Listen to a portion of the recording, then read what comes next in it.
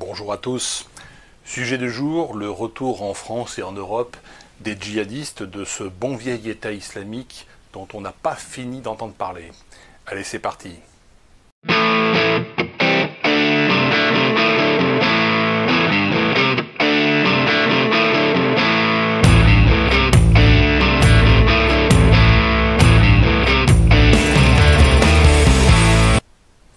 Alors, ainsi que je l'avais prévu dans plusieurs vidéos, et je l'avais prévu depuis longtemps, l'État islamique n'est pas mort, naturellement, il continue de se répandre, et le fait qu'en Irak et qu'en Syrie, il ait perdu tous ses territoires, et le fait qu'il va se répandre en Afrique, mais aussi en Europe, avec le retour en masse des djihadistes. Alors, naturellement, la classe politique panique complètement à ce retour, puisque on pense qu'un certain nombre d'attentats pourraient être commis dans des écoles, dans des églises, dans des synagogues ou ailleurs. Donc des mesures, naturellement, sont prises, des mesures qui ne serviront à rien, puisqu'on sait très bien qu'un homme qui est décidé, qui est décidé et déterminé à passer à l'action, n'aura aucun mal à frapper où il le voudra, quand il le voudra. Le terrorisme est une invention de la Révolution française, c'est l'une des valeurs, les fameuses valeurs de la République, de la Première République, inventée par Robespierre, inventée par Danton, et le moins qu'on puisse dire, c'est que c'est une politique qui a toujours échoué lamentablement, et qui a toujours abouti à l'inverse, au résultat inverse du résultat recherché au départ. Et le terrorisme islamiste en France depuis un certain nombre d'années a fait terriblement reculer l'islam, là où un certain nombre de Français ou d'Européens de souche se convertissaient à l'islam. Eh bien la situation s'est complètement inversée depuis qu'un certain nombre de massacres ont été perpétrés au Bataclan ou ailleurs.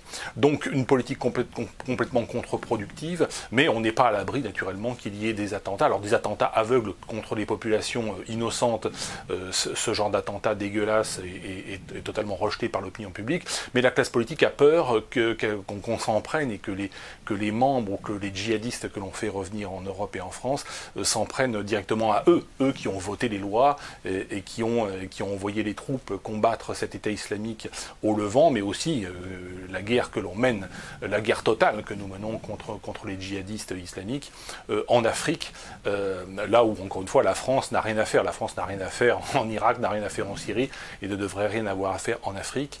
On ferait mieux de faire la police dans nos banlieues, dans nos cités et de mettre de l'ordre chez nous avant d'aller faire la guerre ailleurs.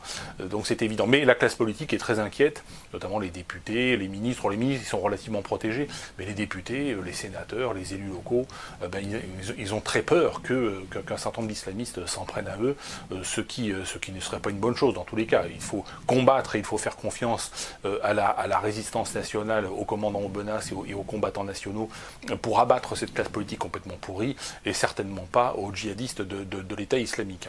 Alors la question c'est comment se fait-il que le régime fasse revenir, alors qu'il est si terrorisé, des islamistes en France et en Europe.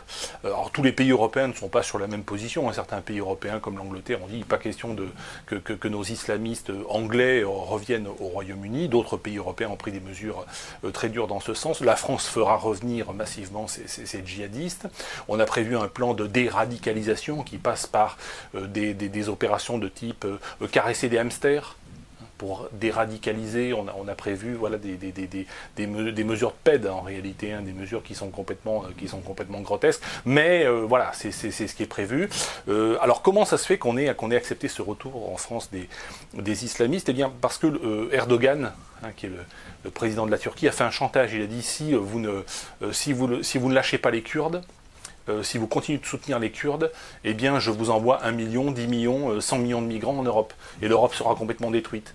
Donc il a fait un chantage à l'arme nucléaire démographique, si j'ose dire, et l'Europe, du coup, a lâché les Kurdes, et c'est pour ça que les Kurdes, aujourd'hui, puisque ces islamistes sont en fait des prisonniers du Kurdistan, eh bien sont réexpédiés en Europe. Les Kurdes disent, puisque vous nous avez lâchés, puisque vous avez cédé à Erdogan, au chantage d'Erdogan, eh bien vous allez récupérer vos djihadistes et aller vous faire foutre, ce qui est, voilà, finalement de bonne guerre. Nous sommes dans une guerre totale et Erdogan a comme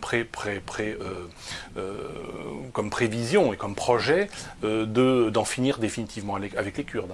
Il est clair qu'aujourd'hui il est dans une guerre totale, une guerre d'extermination qui devra aller à son terme si son projet va jusqu'au bout.